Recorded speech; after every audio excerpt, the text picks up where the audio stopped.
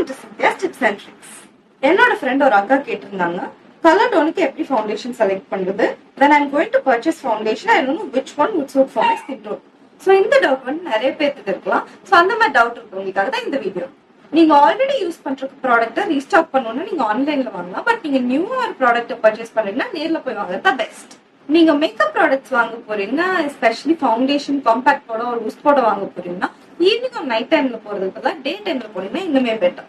Because malls இல்லைன்னா cosmetic ஷாப்புக்கு நீங்க போனீங்கன்னா அங்க வந்துட்டு நல்ல பிரைட்டான லைட்ஸ் இருக்கும். ஸோ நீங்க ப்ராடக்ட் அப்ளை பண்ணி பிளெண்ட் பண்ணும்போது அது நல்லா செட் ஆன மாதிரி இருக்கும். ஆனா நீங்க நேச்சுரல் லைட்ல போய் பாத்தீங்கன்னா அந்த ஷேட் உங்க ஸ்கின் டோனுக்கு மேட்ச் ஆகாம இருக்க நிறைய சான்சஸ் இருக்கு. ஸோ நீங்க டே டைம்ல போனீங்கன்னா அந்த ப்ராடக்ட் நீங்க அப்ளை பண்ணி பார்த்துட்டு நேச்சுரல் லைட்ல டெஸ்ட் பண்ணி பார்த்துட்டு அது உங்களுக்கு செட் ஆச்சுன்னா நீங்க வாங்கிக்கலாம். கமிங் டு த பாயிண்ட், உங்க ஸ்கின் டோனுக்கு தகுந்த ஃபவுண்டேஷனை நீங்க எப்படி பார்த்து சூஸ் பண்ணணும்னா, ஃபார் எக்ஸாம்பிள் இதுதான் ஃபவுண்டேஷன் தான். அந்த ப்ராடக்ட்டை நீங்க எடுத்து above the jawline இங்க இருந்து உங்க நெக் வரைக்கும் ஒரு லைன் வரைஞ்சுக்கோங்க. ஸோ இந்த மாதிரி வரைஞ்சிட்டு அது நல்லா இந்த மாதிரி பிளெண்ட் பண்ணி பார்த்துக்கோங்க.